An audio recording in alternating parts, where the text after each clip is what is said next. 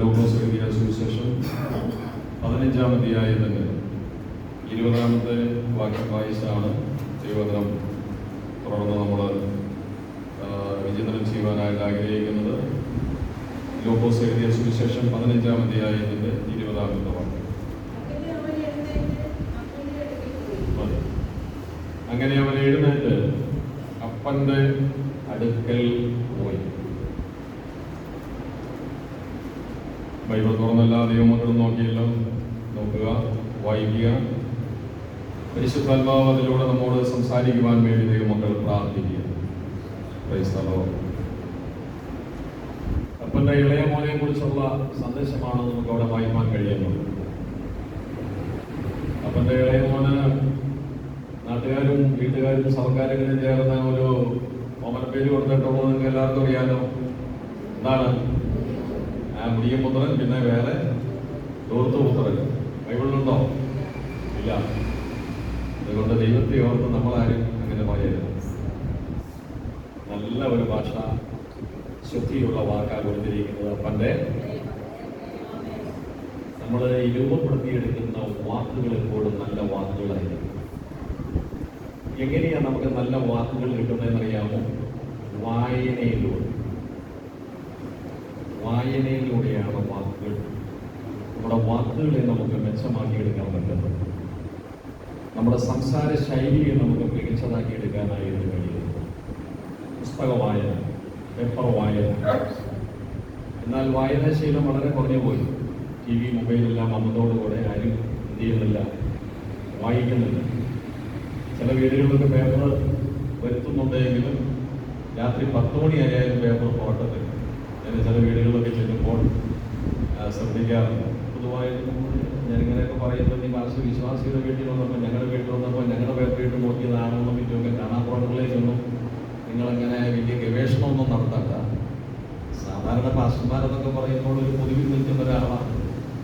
പൊതുപ്രവർത്തകരെന്നൊക്കെ ആ ഒരു വാക്ക് പറയുന്നില്ല എങ്കിലും ഏതാണ്ട് അതിന് സമാനമായ സാഹചര്യമാണ് പൊതുപ്രവർത്തനങ്ങളും പൊതു ശുശ്രൂഷകളും ജനങ്ങളുമായിട്ട് എപ്പോഴും ബന്ധപ്പെട്ട് പോകുന്നതാണ്. വീടുകളിൽ പോകുന്നു, വിശ്വാസികളുടെ വീട്ടിൽ പോകുന്നു, അതുകൊണ്ട് വീട്ടിൽ പോകുന്നു, പ്രത്യേക സാഹചര്യങ്ങളുമായിട്ട് ബന്ധപ്പെട്ട് പോകുന്നു.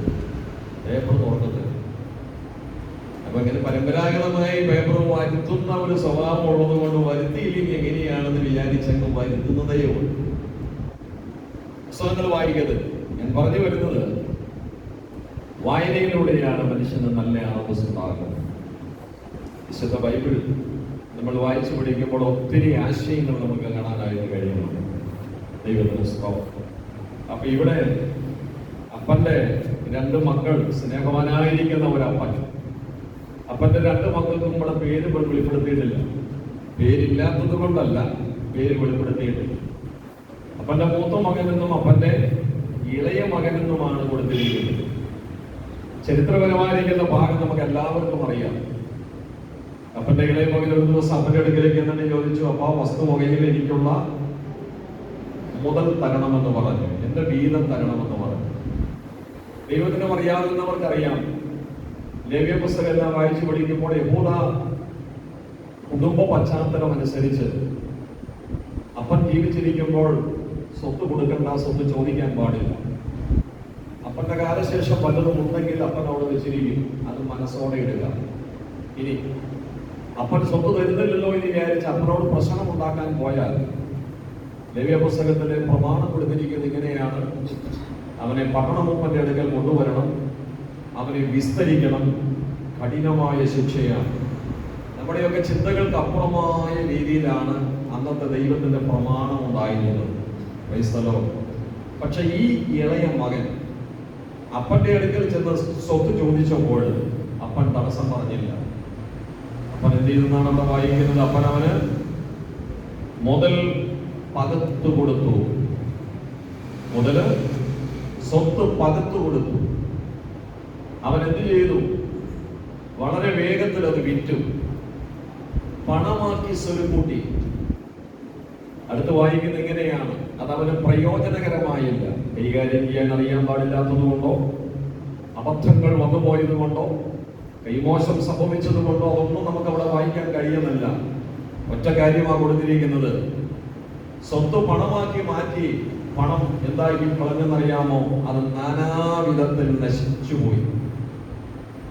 ഒന്നുമില്ല. അവസാനം ഇവൻ മാത്രമായി തീർന്നു. അവൻ പോയ സാഹചര്യങ്ങളൊക്കെ ദൈവത്തിന്റെ ആത്മാവ് രേഖപ്പെടുത്തിയിട്ടുണ്ട്. ഏറ്റവും ഒടുവിൽ അവന്റെ അപ്പനെ കുറിച്ചുള്ള ഒരു പുനർവിചിന്തനം അവന്റെ ഹൃദയത്തിലേക്ക് വന്നു.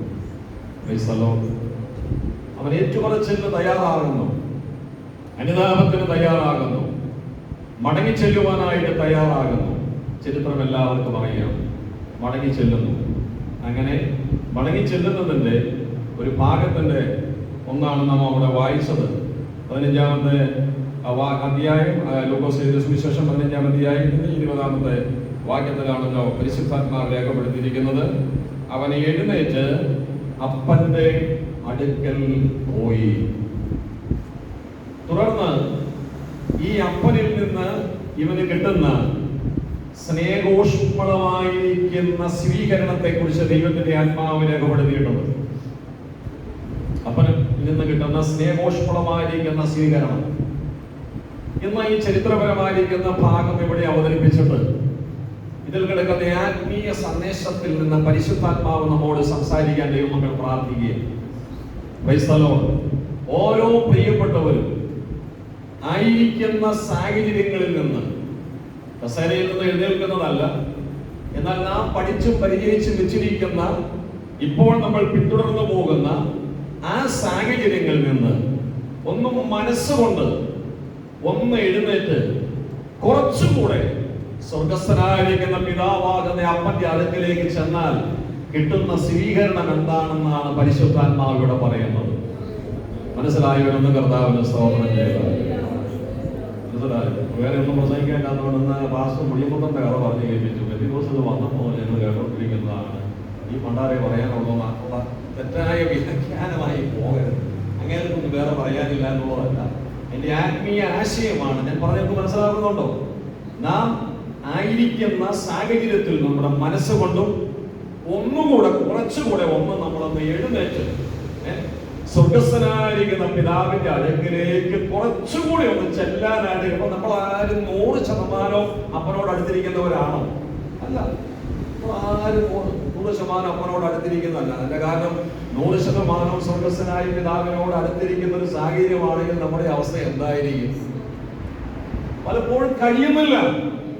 ജീവിത സാഹചര്യങ്ങള്, ജീവിത സമ്മർദ്ദങ്ങള്, മനോഭാരങ്ങള്, കുടുംബപരമായ പശ്ചാത്തലങ്ങള്, നമ്മുടെ ജോലി, അതുപോലെ മറ്റു പല സാഹചര്യങ്ങള് നമ്മെ എതിർപ്പുമുട്ടിക്കുന്ന അനുഭവങ്ങള്, മുന്നോട്ട് പോകണമെന്ന താല്പര്യമുണ്ട്, കുറച്ചുകൂടി അടുത്തിരിക്കണമെന്ന് താല്പര്യമുണ്ട്, കുറച്ചുകൂടെ പ്രാർത്ഥിക്കണമെന്നുണ്ട്, കുറച്ചുകൂടി ആധ്യാത്മികമായി വളരണമെന്നുണ്ട്, ദൈവനാമത്തിന് വേണ്ടി പ്രവർത്തിക്കണമെന്നുണ്ട്. പലപ്പോഴും നമ്മുടെ സാഹചര്യങ്ങൾ നമ്മെ പിറകിലേക്ക് പിന്തിരിപ്പിക്കുകയാണ്. എന്നാൽ ഒന്നുകൂടെ ദൈവശബ്ദം കേൾക്കുമ്പോൾ ദൈവകരങ്ങളിലേക്ക് ആത്മാവിലൊന്ന് സമർപ്പിക്കാനായിട്ട് കഴിഞ്ഞാൽ നിശ്ചയമായി ദൈവ പ്രവൃത്തി വെളിപ്പെടും. എന്നും സാഹചര്യങ്ങളെ കുറ്റം പറഞ്ഞുകൊണ്ടായിരിക്കാനല്ല ദൈവം നമ്മെ കുറിച്ച് ആഗ്രഹിക്കുന്നത്. മനസ്സിലായോ? എന്നും എന്റെ സാഹചര്യം ഇതാണ്, ഞാൻ ഇനി ഇതുകൊണ്ട് ചെയ്തേയുള്ളൂ, എനിക്കൊരു പുരോഗതി ഉണ്ടാകുകയില്ല, എനിക്കൊരു നന്മ ഉണ്ടാകുകയില്ല, ഞാൻ ഇങ്ങനെ അങ്ങ് ആയിപ്പോയി, ഇനി എന്ത് ചെയ്യാനാ? ചില ആള് പറയുമ്പോൾ ഞാൻ ഇങ്ങനെ ആയിപ്പോയി. ചിലർ പറയും എന്റെ സ്വഭാവം എനിക്ക് പോലും ഇഷ്ടമല്ലെന്നാണ് അവര് പറയുന്നത്. എന്ത് ചെയ്യാൻ? ഇതിങ്ങനെയൊക്കെ തീരുകയുള്ളൂ. ഒരിക്കലും രക്ഷിക്കപ്പെട്ട ദൈവമക്കൾ അങ്ങനെ പറയരുത്. അവരുടെ മേൽ വ്യാപരിക്കുന്ന ഒരു ദൈവശക്തിയുടെ വ്യാപാരമുണ്ട്. അവരാത്മാവിൽ ഒന്നുകൂടെ മുന്നോട്ട് പോകാൻ തയ്യാറായാൽ പ്രവർത്തിക്കാൻ കഴിവുള്ള ഒരു ദൈവമുണ്ട്, ഇടപെടുന്ന ഒരു ദൈവമുണ്ട്, സഹായിക്കുന്ന ഒരു ദൈവമുണ്ട്. കുറച്ചുകൂടെ സ്വർഗസ്ഥനാകുന്ന പിതാവാകുന്ന നമ്മുടെ അപ്പന്റെ അടുക്കലേക്ക്, അപ്പച്ചന്റെ അടുക്കലേക്ക് അടുത്തു ചെല്ലുമ്പോൾ എത്രമാത്രം സ്നേഹത്തോടുകൂടെ നമ്മോട് ഇടപെടുമോ ആ സ്നേഹം ആത്മാവിൽ നമുക്ക് അനുഭവിച്ചറിയുവാനായിട്ട് കഴിയണം. ആ സ്നേഹം എനിക്ക് ഒന്നുകൂടി അനുഭവിച്ചറിയുമ്പോഴാണ് എനിക്ക് മുന്നോട്ട് പോകാനായിട്ട് കഴിയുന്നത്. ആ സ്നേഹം അനുഭവിച്ചറിയുമ്പോഴാണ് എന്റെ ഇന്നിന്റെ പോരായ്മകൾ പരിഹരിക്കപ്പെടുന്നത്. ആ സ്നേഹം അനുഭവിച്ചറിയുമ്പോഴാണ് ഇന്ന് എനിക്ക് മുന്നോട്ട് പോകാൻ കഴിയാതെ തടയപ്പെട്ട് കിടക്കുന്ന ചുഴിക്കുറ്റിയിലായിരിക്കുന്നത് പോലുള്ള ആ സാഹചര്യങ്ങളൊന്നും മാറിയിട്ട് ആത്മാവിൽ എനിക്ക് ജ്വലിച്ച് പ്രകാശിപ്പാനായിട്ട് കഴിയുന്നത് എന്റെ അപ്പന്റെ അടുക്കലേക്ക് ഞാൻ ആത്മാവിൽ ഒന്നുകൂടെ അടുത്തിരുമ്പോഴാണെന്ന് എത്ര പേർക്ക് തിരിച്ചറിഞ്ഞ ദൈവസന്നിധിയിൽ സമർപ്പിക്കുവാനായിട്ട് കഴിയുമോ? മുഴുവൻ പേരെയും അനുഗ്രഹിപ്പാൻ സ്വർഗസ്ഥനായ പിതാവ് കഴിവുള്ളവനാണ്. വായിക്കേണ്ടത് 15-ാം അധ്യായത്തിന്റെ 21 മുതലുള്ള വേദഭാഗങ്ങൾ വായിച്ച് 21.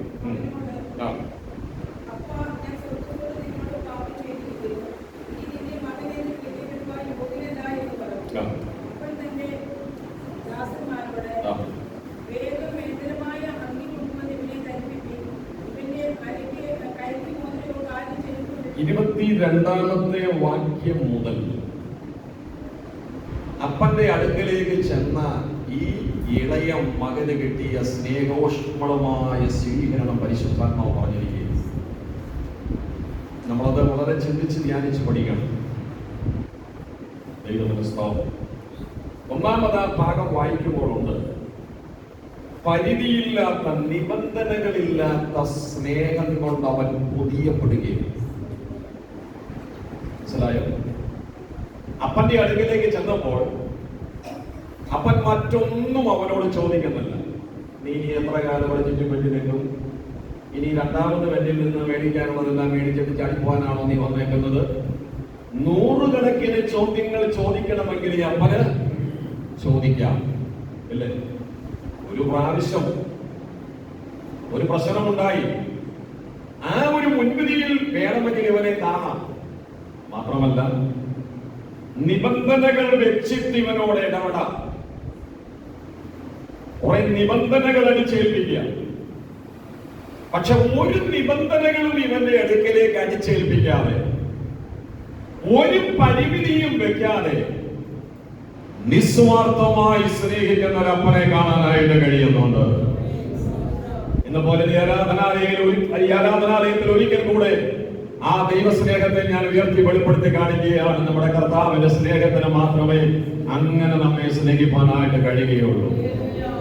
എന്തെല്ലാം പോരായ്മകൾ വന്നാലും, ഏതെല്ലാം കുറവുകൾ വന്നാലും, ദൈവം തന്നിട്ടുള്ള ഏതെല്ലാം നഷ്ടപ്പെടുത്തി കളഞ്ഞാലും, ആ നഷ്ടങ്ങളുടെ കണക്ക് മനുഷ്യൻ വാരി വാരി വിതറി പറയുമ്പോഴും ഒരു നഷ്ടങ്ങളുടെ കണക്കും പറയാതെ ആദ്യത്തേക്കാൾ ഉപരിയായി രണ്ടാമത്തേതിൽ പിന്നത്തേതിൽ നമ്മെ അനുഗ്രഹിപ്പാൻ നമുക്ക് വേണ്ടി നിസ്സീമമായ സ്നേഹത്തോടുകൂടെ തന്റെ അടുക്കലേക്ക് സ്വീകരിക്കുന്ന ഒരു ദൈവമുണ്ടെങ്കിൽ ആത്മനിറവിൽ നമുക്ക് പറയാൻ കഴിയട്ടെ, ഇതാ ഞാൻ അനുഭവിച്ചറിഞ്ഞ ദൈവസ്നേഹം, ഇതാ എന്റെ കുടുംബം അനുഭവിച്ചറിഞ്ഞ ദൈവസ്നേഹം. ഇത് ലോകത്തോട് പറയാൻ കഴിയണം, ഇത് തലമുറയോട് പറയാൻ കഴിയണം, ഇത് മക്കളോട് പറയാൻ കഴിയണം, ഇത് കുടുംബവിശ്വാസികളോട് പറയാൻ കഴിയണം. അതിരുകളില്ലാത്ത, പരിമിതികളില്ലാത്ത, നിബന്ധനകളില്ലാത്ത, ഡിമാൻഡുകളില്ലാത്ത, യാതൊരു വാദികളോ യാതൊരു വ്യവസ്ഥകളോ വെക്കാത്ത ആഴമായ സ്നേഹമാണ് ദൈവസ്നേഹം എന്ന് പറയുന്നത്. ഒന്നുകൂടെ നമുക്ക് കർത്താവിനോട് പറയാം, യേശുവേ, ഞാൻ അനുഭവിച്ച എനിക്ക് തന്ന ആ സ്നേഹത്തെക്കാളും എത്രയും മടങ്ങി നീ അങ്ങയുടെ പക്കലുണ്ട്, ഇല്ലേ? രക്ഷയിലൂടെ ആ സ്നേഹം നമുക്കൊന്ന് തന്നു. ദൈവമക്കളാക്കി ആ സ്നേഹം ദൈവം നമുക്ക് പ്രകാശിപ്പിച്ച് നൽകി. തിരുസഭയിൽ നമ്മെ കൊണ്ടുവന്നു, ആ സ്നേഹം ദൈവം നമുക്ക് നൽകി. ഇന്ന് പകലിൽ ഓർക്കുക, ദൈവ സ്നേഹത്തിന്റെ അടിസ്ഥാനത്തിൽ എന്തൊക്കെ നമ്മൾ അനുഭവിച്ചോ, എന്നാൽ നാം അനുഭവിച്ചതിനേക്കാളും ശ്രേഷ്ഠമായത് ഇനിയും മറഞ്ഞു നിൽക്കുന്നുണ്ട്. സഹോദരം സഹോദരം സഹോദരൻ, നാം അനുഭവിച്ചതിനേക്കാളും, നമുക്ക് തന്നതിനേക്കാളും, നാം പ്രാപിച്ചതിനേക്കാളും, നാം ചോദിച്ചു മേടിച്ചതിനേക്കാളും, ഔദാര്യമായി നമുക്ക് കിട്ടിയതിനേക്കാളും ശ്രേഷ്ഠകരമായിട്ടുള്ളത് ഹല്ലേലൂയ, പുരാതന സമ്പത്തും ധനവും മാനവും നാം അറിയുന്നതിനേക്കാളും അപ്പുറമായ സ്വർഗീയ അനുഗ്രഹങ്ങളും സ്വർഗീയ കൃപകളും ഭൗതിക നന്മകളും സ്വർഗസ്ഥനായ പിതാവിന്റെ അടുക്കലുണ്ട്. ആത്മാവിൽ തിരിച്ചറിഞ്ഞുകൊണ്ട് ആ അപ്പന്റെ ഇളയവനെ പോലെ കുറച്ചുകൂടി അടുക്കലേക്ക് ചെന്ന് ആത്മാവിനത് തിരിച്ചറിയുവാൻ ഒരിക്കൽ കൂടി ദൈവാത്മാവ് തോന്നു നൽകി തരികയാണ്. നാം അകന്നു മാറുന്നത് കൊണ്ട് ദൈവാനുഗ്രഹങ്ങൾ മാറിപ്പോകരുത്. നമ്മുടെ അവിശ്വസ്തത കൊണ്ട് ദൈവാനുഗ്രഹങ്ങൾ മാറിപ്പോകരുത്. നമ്മുടെ പിന്മാറ്റം കൊണ്ട് ദൈവാനുഗ്രഹങ്ങൾ മാറിപ്പോകരുത്. മനസ്സിലായോ? നമ്മുടെ മറുതലിപ്പ് കൊണ്ട് ഒരിക്കലും ദൈവാനുഗ്രഹങ്ങൾ മാറിപ്പോകരുത്.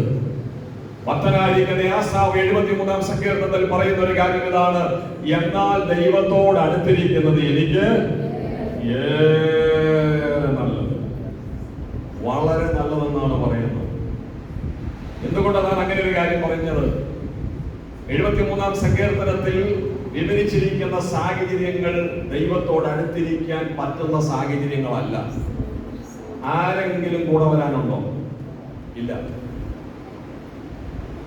ഒന്ന് പാട്ടുപാടാൻ കൂടിയിരിക്കാൻ ആളില്ല, പ്രാർത്ഥിക്കാൻ കൂടിയിരിക്കാൻ ആളില്ല, ആധ്യാത്മികമായോ ഭൗതികമായോ ഒരു പിന്തുണ കൊടുക്കാൻ ആരുമില്ല. 73-ാം സങ്കീർത്തനത്തിൽ വായിക്കുമ്പോൾ നമുക്ക് കാണാൻ കഴിയുന്നുണ്ട്. ദുഷ്ടന്മാരായിരിക്കുന്ന ആളുകൾ, ലോകത്തിന്റെ ഇമ്പങ്ങളിലൂടെ പോകുന്നവരായ ആളുകൾ, ആസാഫ് ഒരാൾ മാത്രം ഇങ്ങനെ നിൽക്കുക, ഒറ്റ ഒരാൾ മാത്രം. പക്ഷെ തന്നോട് കൂടെ ദൈവത്തിന്റെ സാന്നിധ്യമുണ്ട്. ഈ വർത്തമാനകാല സാഹചര്യങ്ങളെ ആസാഫ് അത് വീക്ഷിച്ചിട്ട് ആസാഫ് ആദ്യം ഒരു തീരുമാനമെടുത്തു. ഞാൻ ദൈവത്തെ സേവിപ്പാൻ ഇറങ്ങിയത് പറഞ്ഞ് വെറുതെയായിരുന്നു. ഞാൻ മണ്ടൻ, ഇവർ മിടുക്ക്.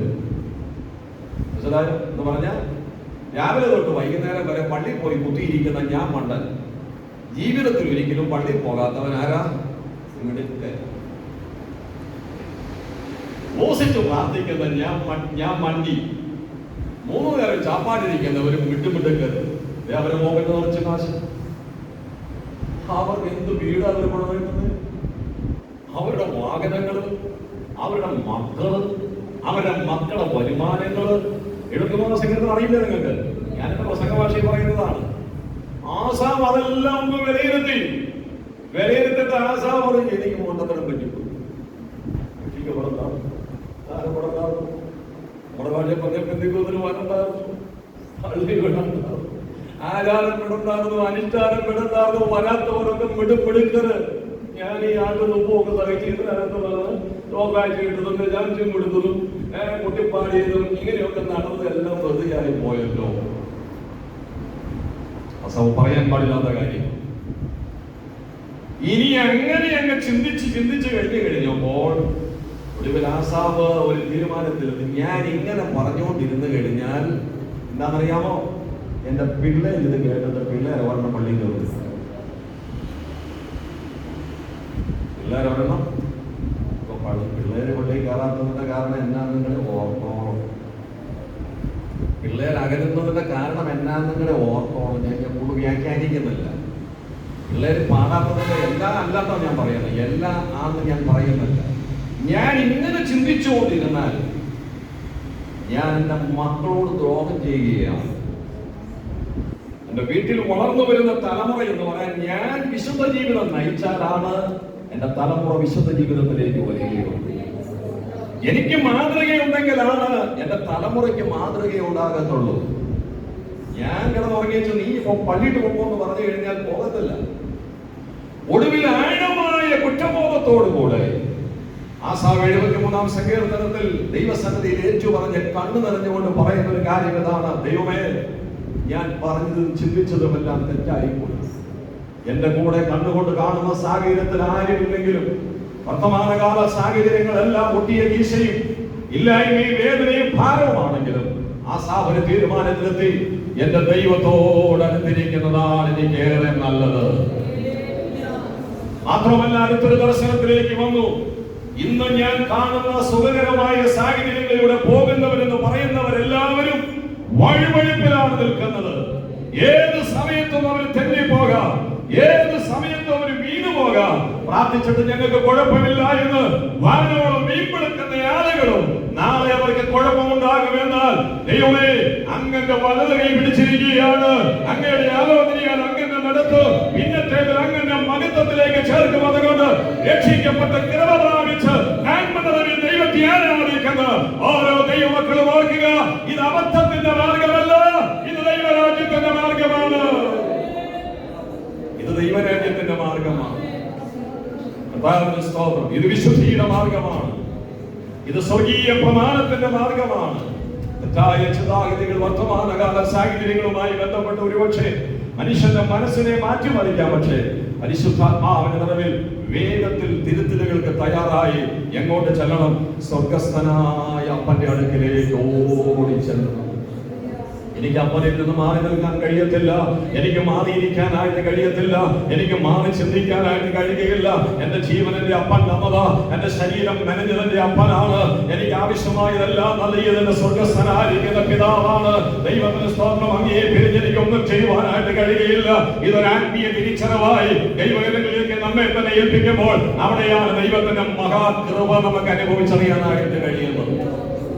അപ്പൊ ഈ മനുഷ്യൻ, ഈ ഇളയ മകന് കിട്ടിയ അപ്പന്റെ ആ സ്നേഹത്തിന്റെ ഒന്നാം ഭാഗം ദൈവത്തിന്റെ ആത്മാവ് അവിടെ പറയുന്നു. പരിധിയില്ലാത്ത സ്നേഹം, ഒരു നിബന്ധനകളുമില്ലാത്ത സ്നേഹം. അവന്റെ കുറവുകളൊന്നും അവന്റെ അടുത്ത് ആവർത്തിച്ച് അവനെ മാനസിക സംഘർഷത്തിലേക്ക് കൊണ്ടുവരാതെ അവനോട് ഔദാര്യമായിട്ട് ഇടപെടുന്ന ഒരു ദൈവ സ്നേഹം. അതുകൊണ്ട് ഓർത്തോണം, ഇത്രയും നന്നായിട്ട് സ്നേഹിക്കാൻ ദൈവത്തിന് മാത്രമേ കഴിയുകയുള്ളൂ. പാട്ടുള്ള പക്ഷെ പാട്ട് പാടാൻ സമയം. ഇത്രയും നന്നായിട്ട് സ്നേഹിക്കുന്ന, ഇത്രയും ഔദാര്യമായി സ്നേഹിക്കുന്ന, ഇതുപോലെ സ്നേഹിക്കുന്ന ആ ദൈവ സ്നേഹത്തിനാണ് അഗാപ്പേ എന്നുള്ളൊരു പദം കൊണ്ട് അർത്ഥമാക്കിയിരിക്കുന്നത്. കർത്താവിന് സ്തോത്രം. ഇനി ആ നിസ്സീമമായ സ്നേഹം മുതൽ, ഔദാര്യത്തിന്റെ സ്നേഹം മുതൽ, നിബന്ധനകളില്ലാത്ത സ്നേഹം മുതൽ ഈ മനുഷ്യനെ കിട്ടിയ പല കാര്യങ്ങളെ കുറിച്ച് ദൈവത്തിന്റെ ആത്മാവ് രേഖപ്പെടുത്തിയിട്ടുണ്ട്. സമയത്തിന്റെ പരിധിയുള്ളത് കൊണ്ട് ഞാൻ വേഗത്തിൽ പറഞ്ഞ് അവസാനിപ്പിക്കും. മേൽത്തരമായ അങ്കി കൊണ്ടുവന്ന് അവനെ ധരിപ്പിച്ചു. മേൽത്തരമായ അങ്കി എന്താ? മേൽത്തരമായ അങ്കിയുടെ ആത്മീയ ആശയം നമുക്ക് കാണാനായിട്ട് കഴിയുന്നത്. പ്രവാചകൻ പറഞ്ഞിരിക്കുന്ന വാക്ക് ദൈവമക്കൾ ഓർക്കുക. മണവാളൻ തലപ്പാവ് അണിയുന്നത് പോലെയും മണവാട്ടി ആഭരണങ്ങളാൽ തന്നെത്താൻ അലങ്കരിക്കുന്നത് പോലെയും ദൈവം എന്നെ രക്ഷാവസ്ത്രം ധരിപ്പിച്ച് നീതി എന്ന അങ്കി ഇടിവിച്ചിരിക്കുകയാണ്. രക്ഷയുടെ വസ്ത്രം ദൈവം നമ്മെ ധരിപ്പിച്ചു. ഞാൻ കഴിഞ്ഞ ആഴ്ച പറഞ്ഞതുപോലെ ആരും നമ്മെ ധരിപ്പിച്ചതല്ല, രക്ഷാവസ്ത്രം ദൈവം നമുക്ക് നൽകിയതാണ്. ആരും നമ്മെ രക്ഷപ്പെടുത്തിയതല്ല, യേശുക്രിസ്തുവിനുള്ള വിശ്വാസത്താൽ നാം രക്ഷപ്പെട്ടതാണ്. ദൈവത്തിന്റെ കൃപ നമുക്ക് അനുഭവിച്ചറിയുവാനായിട്ട് കഴിഞ്ഞു. രക്ഷാവസ്ത്രം രക്ഷിക്കപ്പെട്ടവർക്ക് ദൈവം കൊടുത്തിരിക്കുന്ന രണ്ടാമത്തെ വസ്ത്രമാണ്, മേലങ്കിയാണ് നീതിയുടെ അങ്കി എന്ന പേരിൽ അറിയപ്പെടുന്നത്. അവർ നീതിമാർഗത്തിൽ ദൈവത്തെ സേവിച്ച് ആരാധിച്ച് മുന്നോട്ട് പോകാൻ വേണ്ടിയാണ്. ദൈവത്തിന്റെ സ്തോത്രം. അപ്പൊ ഈ ഇളയ മകനോടുള്ള സ്നേഹത്തിന്റെ പ്രതീകമായി അപ്പൻ കൊടുത്ത മേൽ അങ്കി പോലെ സ്വർഗസ്ഥനായ പിതാവ് നമുക്ക് നൽകി തന്നിരിക്കുന്ന രക്ഷാവസ്ത്രത്തിന്റെയും നീതി എന്ന അങ്കിയുടെയും പവിത്രത മനസ്സിലാക്കി അത് നഷ്ടപ്പെടുത്താതെ, അതിൽ കറകൾ വരാതെ, അതിൽ കളങ്കം വരാതെ ദൈവത്തെ ആത്മാവിൽ നമുക്ക് സേവിപ്പാനായിട്ട് കഴിയണം. കർത്താവിന്റെ സ്തോത്രം. ഇനി ഒന്നുകൂടെ പറഞ്ഞാൽ, കർത്താവിനോട്, സ്വർഗസ്ഥനായ പിതാവിനോട് അടുത്തിരുന്നാൽ ഈ രക്ഷാവസ്ത്രവും നീതിയുടെ അങ്കിയുടെയും പരിപാവനത നിലനിർത്തിക്കൊണ്ടു പോകാനായിട്ട് കഴിയും. കർത്താവിൽ നിന്ന് അകന്നു പോയാൽ രക്ഷാവസ്ത്രം കിട്ടിയെന്ന് പറഞ്ഞിട്ടോ നീതി എന്ന അങ്കി കിട്ടിയെന്ന് പറഞ്ഞിട്ടോ ഒരു പ്രയോജനവുമില്ല. ലോകത്താലുള്ള മാലിന്യം സംഭവിച്ച് രക്ഷ നഷ്ടപ്പെടുന്ന അനുഭവത്തിലേക്കും നഷ്ടപ്പെടുത്തുന്ന അനുഭവത്തിലേക്കും നീതി എന്ന അങ്കിയുടെ ആ വിശുദ്ധി നഷ്ടപ്പെട്ട് സാധാരണക്കാരെ പോലെ ആയിത്തീരുന്ന, ചെടികളെ പോലെ ആയിത്തീരുന്ന ഒരനുഭവത്തിലേക്ക് വരും. അത് വരാതിരിക്കാൻ വേണ്ടിയാണ് ദൈവത്തിന്റെ ആത്മാവ് പറയുന്നത്, സ്വർഗസ്ഥനായ പിതാവിനോട് ആത്മാവിൽ നമുക്ക് അടുത്തിരിക്കുവാനായിട്ട് കഴിയണം. സ്തോത്രം. അപ്പൊ അങ്കി അവിടെ, അപ്പൊ നിസ്സീമമായ നിബന്ധനകളില്ലാത്ത സ്നേഹം അവിടെ കിട്ടുന്നു. പിന്നെ അദ്ദേഹത്തിന് അങ്കി അവിടെ കിട്ടുന്നു. മേൽത്തരമായ കിട്ടിയ അങ്കി എന്നാണ് ദൈവത്തിന്റെ ആത്മാവ് അവിടെ കൊടുത്തിരിക്കുന്നു. നിങ്ങൾ ഓർത്തോടുക, ഒരു സാധാരണ അങ്കിയല്ല, വീട്ടിലെ ജോലിക്കാരന്റെ അങ്കിയല്ല, അടിമയുടെ അങ്കിയല്ല, മേൽത്തരമായ അങ്കിയാണ് കൊടുത്തിരിക്കുന്നത്. വിലയുള്ള, മക്കൾക്ക് മാത്രം കൊടുക്കുന്ന, പിതാക്കന്മാർ മക്കൾക്ക് മാത്രം കൊടുക്കുന്ന വിലയുള്ളതാണ് കൊടുത്തത്. അടുത്തത് അവിടെ വായിക്കുമ്പോൾ നമുക്ക് കാണാനായിട്ട് കഴിയുന്നുണ്ട്, അങ്കി മാത്രമല്ല, മേൽത്തരമായ അങ്കി കൊണ്ടുവന്ന് അവനെ ധരിപ്പിപ്പി. വീണ്ടും പറയുന്നത് എന്നറിയാമോ? ഇവന്റെ കൈക്ക് മോതിരം ഇടിവിപ്പി. മോതിരം ഇടിവിച്ചു. വീണ്ടും പറയുന്ന ഒരു കാര്യം ഇതാണ്, അടുത്ത് പറയുന്നത് അവനെ ചെരുപ്പ്, അവന്റെ കാലിൽ എന്ത് ചെയ്തു? ചെരുപ്പിടിപ്പിച്ചു. ദൈവത്തിന്റെ സ്തോത്രം. വീണ്ടും അവിടെ പറയുന്നത് എങ്ങനെയാണ്? ഒരു കാളക്കുട്ടിയെ കൊണ്ടുവന്ന് അറുക്കുന്നു. അടുത്ത് പറയുന്ന ഒരു കാര്യം ഇങ്ങനെയാണ്, അവർ സന്തോഷിക്കുന്നു. വീണ്ടും ദൈവത്തിന്റെ ആത്മാവ് പറഞ്ഞിരിക്കുന്ന ഒരു കാര്യം ഇതാണ്, അപ്പൻ മകനെ ഏറ്റുപറയുകയാണ്. എന്റെ ഈ മകൻ മരിച്ചവനായിരുന്നു, എന്റെ മകൻ. ഇവൻ കാലങ്ങൾ കഴിഞ്ഞ് മടങ്ങി വന്നപ്പോഴും അപ്പന് പറയാൻ കഴിയുന്ന ഒരു കാര്യം, ഈ മകൻ ആരുടെ മകനാ? എന്റെ മകനാ. ഈ മകനെ അപ്പൻ ഏറ്റുപറയുകയാണ്. ദൈവത്തിന്റെ സ്തോത്രം. ഹല്ലേലൂയ. ആ മോതിരം വിടുവിക്കുന്നതിനെ കാണിക്കുന്നു, അവൻ കുടുംബത്തിന്റെ അവകാശിയാണെന്ന് കാണിക്കുകയാണ്. ദൈവത്തിന്റെ സ്തോത്രം. ചെരുപ്പിടിവിക്കുന്നത് അവിടെ അവൻ അവകാശിയാണ്. അവനെ വീടുമായി ബന്ധപ്പെട്ട് ഇനി നടന്ന് മുന്നോട്ട് പോകേണ്ടതായിട്ടുണ്ട്. ദൈവത്തിന്റെ സ്തോത്രം. മാത്രമല്ല, കുറച്ചു കാലത്തേക്ക് അവൻ ആഹാരം കൊടുക്കാതിരിക്കുകയല്ല, ഒരു സാധാരണ ആഹാരമല്ല അവിടെ കൊടുക്കുന്നത്. വിഭവസമൃദ്ധമായിരിക്കുന്ന ഒരു വിരുന്നൊരുക്കി അവനെ സന്തോഷിപ്പിക്കുന്ന, അവന് ഭക്ഷണം കൊടുക്കുന്ന ഒരപ്പനെ കാണുവാനായിട്ട് കഴിയുന്നുണ്ട്. അവിടെ കൂടപ്പെട്ടിരിക്കുന്ന എല്ലാവരുടെയും മുമ്പിൽ വെച്ച് അവനെ കുറിച്ച് നല്ലത് പറയുകയാണ്, ഇവൻ എന്റെ മകനാണ്. ഇന്ന് പോയി ദൈവശബ്ദം കേൾക്കുന്ന ദൈവമക്കളെ, ഈ ശ്രേഷ്ഠകരമായിരിക്കുന്ന ആത്മീയ കാര്യങ്ങൾ കർത്താവിനോട് ചേർന്നിരിക്കാനായിട്ട് കഴിഞ്ഞാൽ ആത്മാവിൽ നമുക്ക് അനുഭവിച്ചറിയുവാനായിട്ട് കഴിയും. അതുകൊണ്ട് ആ സങ്കീർത്തനക്കാരൻ പറയുന്നത്, ഈ ദൈവം എന്നും നമ്മുടെ ദൈവമാണ്, അവൻ നമ്മെ ജീവപര്യന്തം വഴി നടത്തും. എന്റെ വാക്കുകൾ അവസാനിപ്പിക്കുകയാണ്.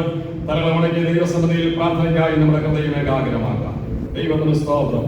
ഈ നാളുകളിൽ കുറച്ചുകൂടെ സ്വർഗസ്വനായിരിക്കുന്ന നമ്മുടെ അപ്പന്റെ അടുക്കിലേക്ക്, പിതാവായിരിക്കുന്ന ആ ദൈവത്തിന്റെ അടുക്കിലേക്ക് അടുത്തു ചെന്ന് നമ്മൾ പ്രാപിക്കേണ്ട എല്ലാ കൃപകളും, എല്ലാ നന്മകളും, എല്ലാ നിറവുകളും അനുഭവിച്ചറിയുവാനായിട്ട് നമ്മെ തന്നെ ഏൽപ്പിക്കാം. ഏതേത് കാര്യങ്ങളിൽ ദൈവസന്നിധിയിൽ നിന്ന് നാം മനസ്സുകൊണ്ടാകുന്നു പോയിട്ടുണ്ടോ, ഈ സമർപ്പണ പ്രാർത്ഥനയിൽ എല്ലാ ദൈവമക്കളും ഒന്ന് വിചിന്തനം ചെയ്യുക. പ്രാർത്ഥനയില്, ഹല്ലേലൂയ, കൂട്ടായ്മയില്, ആരാധനയില്, വിശുദ്ധ ജീവിതത്തില്, വചന വായനയില്, വചന ധ്യാനത്തില് ദൈവത്തിന്റെ സ്തോത്രം മനസ്സുകൊണ്ട് ആധ്യാത്മികമായി എവിടെയെങ്കിലും അകന്നു പോയിട്ടുണ്ടെങ്കിൽ ഇന്ന് പകലിൽ ഏറ്റു പറഞ്ഞ ദൈവസന്നിധിയിൽ കരുണയ്ക്ക് വേണ്ടി നമുക്ക് ദൈവസന്നിധിയിൽ അപേക്ഷിക്കാം. കർത്താവ്, കുറച്ചുകൂടി അങ്ങയുടെ അടുക്കലേക്ക് വരുവാൻ ആത്മാവിന്റെ സഹായം എന്ന മേൽ പകരുമാറാകണമേ. ദൈവത്തിന്റെ നദിയോട് സ്തോത്രം. പലപ്പോഴും എന്റെ വർത്തമാനകാല സാഹചര്യങ്ങൾ, എന്റെ പ്രാരാബ്ധങ്ങൾ, എന്റെ ജീവിത സമ്മർദ്ദങ്ങൾ, എന്റെ ശരീരത്തിന്റെ അവസ്ഥകൾ, എന്റെ കുടുംബപരമായ സാഹചര്യങ്ങൾ അങ്ങയിൽ നിന്ന് എന്നെ അകറ്റി കളയുന്നതാണ്.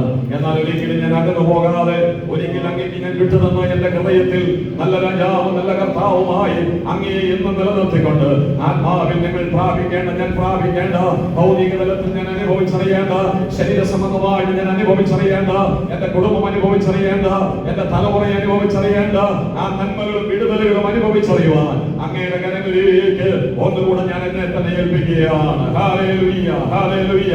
എല്ലാ ദൈവമക്കളും പ്രാർത്ഥിക്കുക. യേശുവേ മഹത്വം, യേശുവേ നന്ദി, യേശുവേ മഹത്വം, മഹത്വം, മഹത്വം, മഹത്വം. സ്വർഗ്ഗസ്ഥനായ ഞങ്ങളുടെ പ്രിയ പിതാവേ, അങ്ങയുടെ തിരുനാമത്തിനാണ് ഞങ്ങൾ നന്ദിയോടെ സ്തോത്രം ചെയ്യുന്നു. ഞങ്ങളെ കേൾപ്പിച്ച ദൈവോധന സന്ദേശങ്ങൾക്കാണ് സ്തോത്രം. അങ്ങ് ഞങ്ങളെ സ്നേഹിക്കുന്ന ദൈവമാകിയാൽ സ്തോത്രം. ഞങ്ങൾക്ക് വേണ്ടി കരുതുന്ന ദൈവമാകിയാൽ സ്തോത്രം. പലപ്പോഴും വർത്തമാനകാല സാഹചര്യങ്ങൾ അങ്ങയിൽ നിന്ന് പലപ്പോഴും നിങ്ങളെ അകറ്റി കളയുമ്പോൾ ആത്മാവിൽ നിന്ന് തിരിച്ചറിഞ്ഞുകൊണ്ട്, ആരാധനയിലൂടെ തിരിച്ചറിഞ്ഞ്, ദൈവോധന സന്ദേശങ്ങളിലൂടെ തിരിച്ചറിഞ്ഞുകൊണ്ട്, ഞങ്ങളുടെ പോരായ്മകൾ മനസ്സിലാക്കിക്കൊണ്ട് കുറച്ചുകൂടെ കഴിഞ്ഞ കാലങ്ങളെക്കാൾ ഉപരിയായി അങ്ങയോട് അടുത്തിരിക്കുവാൻ, അങ്ങയുടെ മാവിനോട് അടുത്തിരിക്കുവാൻ, അങ്ങനെ ഞങ്ങൾ പ്രാപിക്കേണ്ട ആത്മീയ ഭൗതിക നന്മകൾ അനുഭവിച്ചറിയുവാൻ തൃക്കരങ്ങളിലേക്ക് ഞങ്ങളെ ഏൽപ്പിച്ച് പ്രാർത്ഥിക്കുന്ന കർത്താവേ, മഹത്വം അങ്ങേക്ക് യേശുക്രിസ്തുവിൻ നാമത്തിൽ പ്രാർത്ഥിക്കുന്നത് കേൾക്കണം സ്വർഗ്ഗസ്ഥ പിതാവേ.